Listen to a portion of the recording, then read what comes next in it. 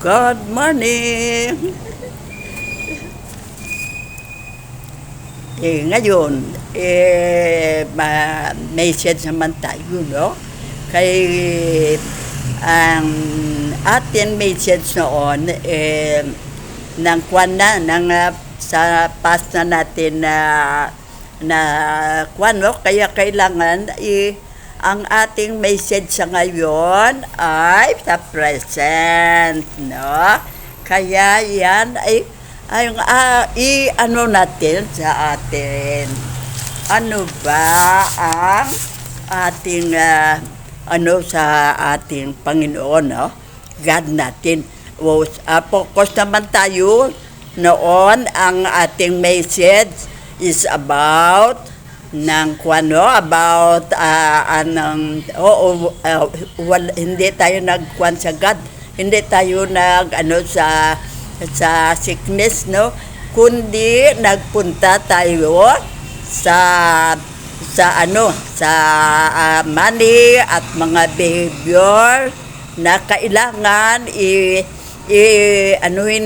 baguhin natin para maging maganda ang takbo ng buhay natin.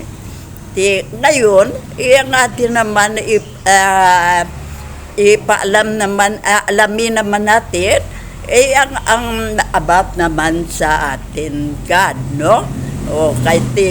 Number one ang God mo, no? Number one sa atin ang God. Mahal natin siya at 100% na mahal natin siya, no? Kaya alamin natin kung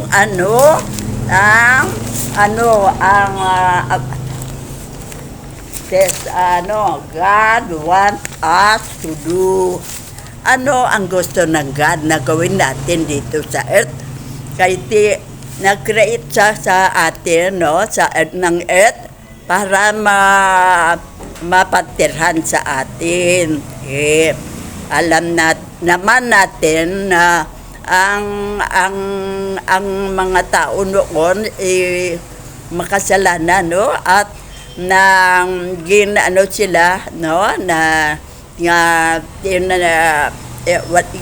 sila, no, mawala sa earth, no? At saka napakaganda ng ginawa ng God the Father sa atin, no? Bakit ginanuhan niya tayo ng napakagandang regalo, no?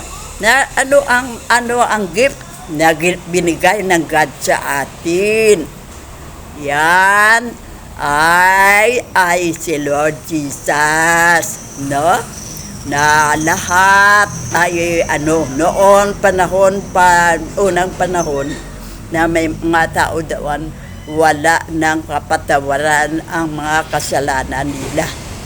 Pero tayo buinas tayo, kaya bigyan tayo ng God the Father ng gift na maging Savior natin, no? Sino ba yan?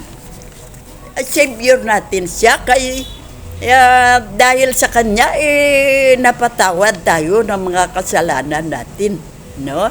Nang hindi na tayo hanggang kailan makasalanan.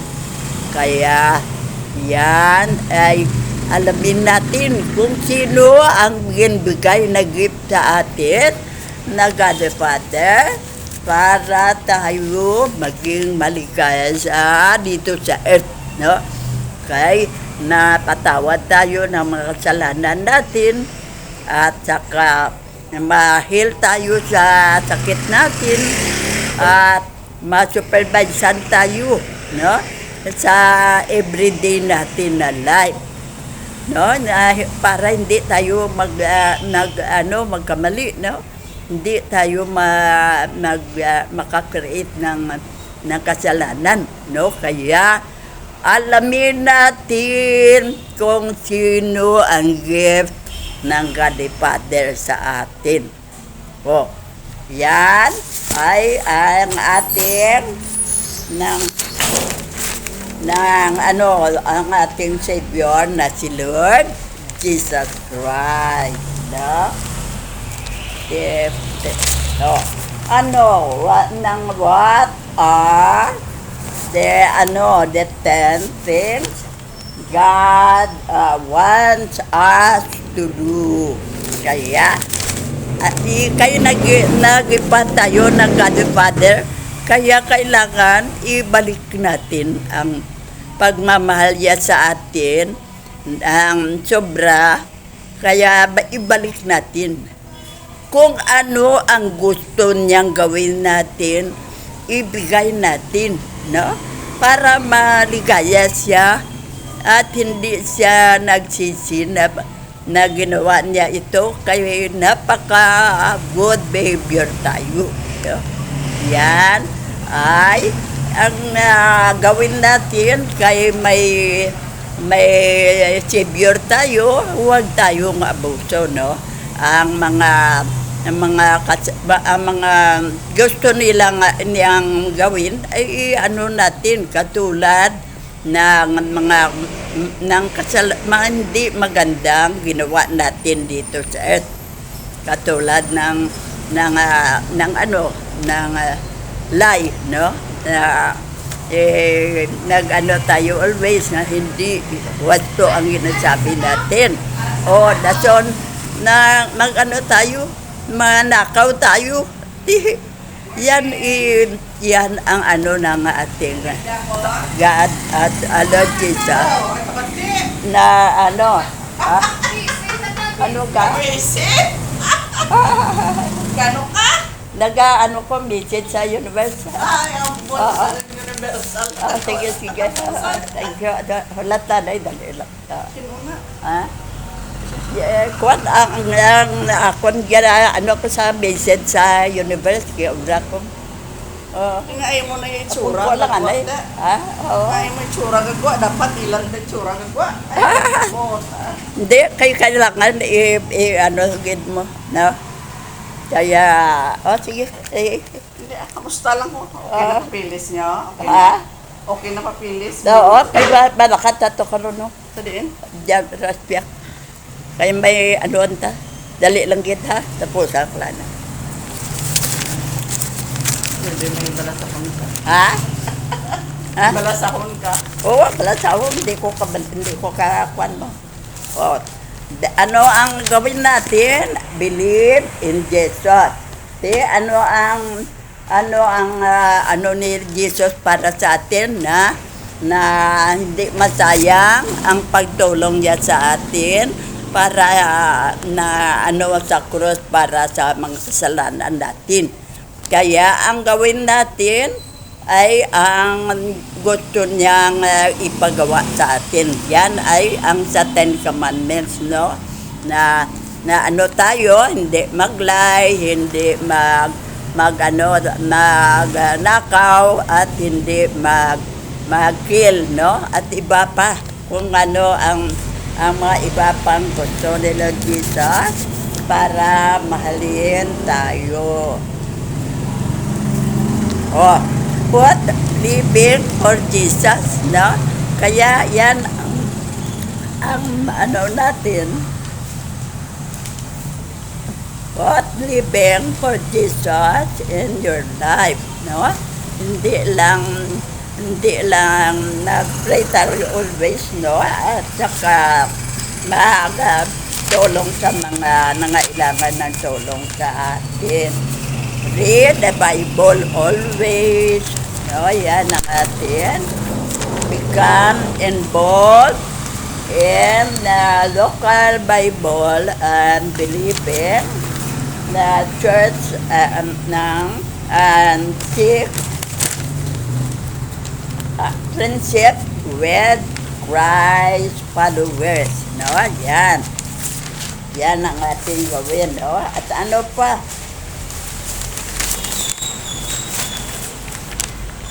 Forgive others. Ang mga kaaway, patawarin na yan na sila, no? Yan ang ating sa 10 commandments namin. Live with your life with thankful message for not complaining, no? Pray all the time. Love others and care for the wisdom and care for the orphans, no? Mga poor, no? Yan ang ating obligasyon sa ating message sa ngayon. Kaya, mga friend, yan ha, nalaman na natin na ang gift sa atin ng God the Father ay si Lord Jesus. Kaya lahat tayo ay kung ano ang gusto ni Lord Jesus gawin. Naglakad ka li Sinday Oo, sa Abi. Cebu. Una, na yung best friend ko. Okay. Oo, sige na. Kilala ko sa Dapat manicure anay kayo para hindi makuha. Dali lang na. Ha? Yawan karon ng ako, simulat. Ilan na ako? Oo, sige na. Thank you. Mga friend. malakad ka Thank you sa pagkikinig ha. Mahal ko kayong lahat. Love you. Kaya yan ang obligasyon natin para sa kay Lord Jesus. Sorry kay sana marami pa tayong manok pero nagantay na ang aking sama sa aking sa hospital para makapakonsulta ako, no? Kaya mga friend, thank you sa pakikinig. Ha? Love you. Dali na ha, mapamanicure siya na. Wow! Dali na. Dali lang.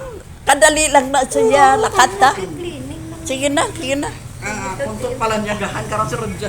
Oo, sige na. Kadalaan ka siya. Oo, sige na. Yan. Nagandaan ka sa atin message sa ngayon, no? May parte sa God. Ha? Sige na. Kana. Kuna. Ito, at magkwadal.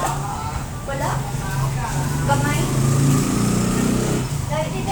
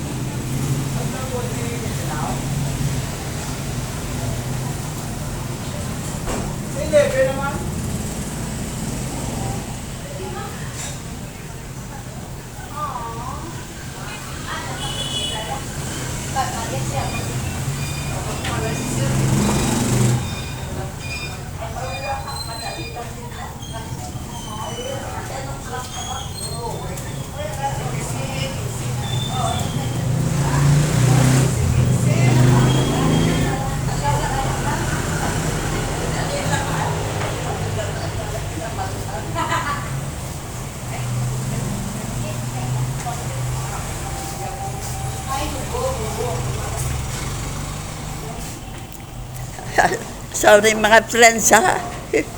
Kay may may nurse, ang aming nurse supervisor. Nagpunta dito kay samahan ako sa hospital sa doktor na mapakonsulta ko. Kaya I'm sorry ha kung ako. Kaya yan ang ating obligasyon sa natin nalaman nyo na nandyan pala ang magtulong tayo sa mga poor, no? Sa mga urban, no? At napakaligaya natin. Bakit? Natin na hindi tayo makasalanan hanggang kailan, no?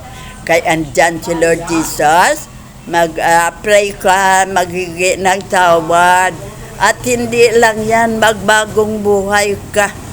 Yan ang ganini, ang gusto ni Lord Jesus, no? Na patawarin niya tayo, pero kailangan magbagong buhay tayo. hindi pagpatawad sa patawad niya sa atin. Ilang month lang makasalanan naman tayo. Kaya kailangan kung magbagong buhay ka, tutuhanan mo, no? Napaka naman ng atin, napaka-easy man lang ng pagbagong buhay.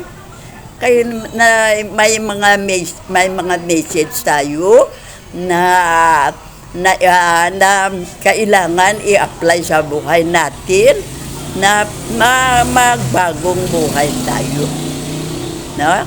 Yan ang technique natin kung paano tayo makanegosyo, paano tayo makaipon, at paano tayo makaalis sa kasalanan at makaalis sa kahirapan. Kung i-apply natin ang message natin noon, past na yan, pero makatulong sa atin para sa present at future, no? Kaya pagdating ng future, wala nang makasalanang tao, no? Mabuting tao na lahat ang mga dito sa earth. At saka, hindi na purkuti middle class na tayo kung i-apply natin sa buhay natin ang message na natin, na pakinggan natin dito sa ating dito sa channel natin, no? O sa universe, no? Kaya yan ang ating gawin. Kung ano ang gusto ni Lord Jesus na gawin natin dito sa earth, yan ang i-apply natin dito, no? Kay may man tayo, kung may kudigo man tayo, no? Ang kudigo natin yan sa Bible, no? Na mayroon diyan na kung ano ang 10 Commandments, ano ang hindi natin gawin dito sa earth. Hindi tayo mahirapan. Kaya may kudigo tayo, no? Yan, number 1, na hindi natin gamitin ang pangalan ng Panginoon natin, no? Sa kung mga walang kabuluhang bagay, no? Kaya yan, no? At saka huwag mag-lie, huwag mag-steal, huwag mag-kill, at iba pa, no? Kaya napaka-easy man lang. Kaya 10 man lang sila, no? Napaka-easy. At napaka-easy man i-apply sa buhay natin, no? Kaya mga friend, yan ang gawin natin, no? At saka yan ang sabi diyan ni Lord Jesus, na mag-go to church tayo, no? At saka sa mga kuwan ng church, no? May mga group na ang mga katulad natin na nagturo sa mga tao kung ano ang gawin nila para hindi sila magkasala, no? Yan, no? Hindi lang sa 10 Commandments, sa iba pang paraan para hindi sila magkamali at hindi sila uli ng mga hindi nila bagay na gawin dito sa earth. Yeah, mga friend, yan ang gift ni God the Father. Napaka ganda at kaya hanggang ngayon ang gift na yan ay nakatulong sa atin, no? Mahal niya tayo, no? Yan, na-supervisean niya tayo pagi sa Holy Spirit, na-supervisean niya tayo, no? Yan, ang conscience natin, yan, no? Na pag sinabi, huwag gawin yan, huwag kang papatay ng kapwa-tao mo. Yan, no? Kaya conscience natin ang nagsabi. Pero hindi natin alam si Lord Jesus yan ang nagpaano sa atin na huwag gawin ang kasalanan yan. No? Kaya yan ay mag-create ng hindi maganda sa takbo ng buhay mo. Ma-failure ka na sa earth. Pag naumpisahan mo yan, failure ka na. Hindi ka na balik sa normal, no? Balik ka pero hindi na ang tao matakot na sa iyo, no? Kay kwan killer ka, no? At yan ay makadamage sa image mo dito sa earth. Kaya kailangan wag i-apply yan sa buhay natin. Yan ang gusto ni Lord Jesus sa atin, kaya gawin natin yan. Kaya siya ang atin master boss, supervisor, no? Na, kailangan ha, mga friends, yan, andyan si Lord Jesus. Magkamali ako, patawarin naman ako, pero hindi ganyan ang gawin natin. Baguhin natin, hindi tayo always nanggawa ng mali, kay andyan man si Lord Jesus, patawarin tayo, pero hindi pwede abuso sa power ni Lord Jesus sa atin, no? Ayan, hindi natin baliwalain ang gift ng God the Father sa atin na si Lord Jesus. Mahalin natin si God the Father at si Lord Jesus 100%. Gawin natin number 1 sa atin buhay, ha? At everyday, hindi lang mag-pray, everyday ay ano mo, kung ano ang desisyon mo, pray mo na para maturuan ka kung anong sak na gawin mo sa plano mo yan, no? Kaya mga friend, ayan ang ating nalalaman na ngayon kung anong ginbigay ng gift ng God the Father sa atin, no? Yan ang sabi diyan na tayo magtulong sa mga poor, no? Yan nakatulong na tayo kay nag-message tayo kung ano gawin ng mga poor na makali sila sa kahirapan. Mga friend, ha?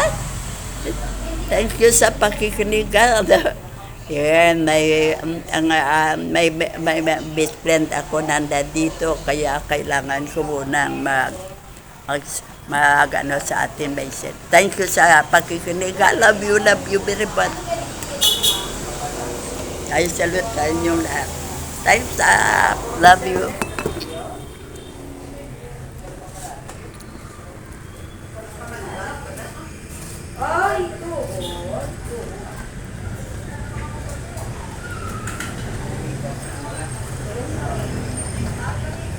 Paglapain na ako mapangga na biga. Dahil padala kay pasyen. Sante ang message.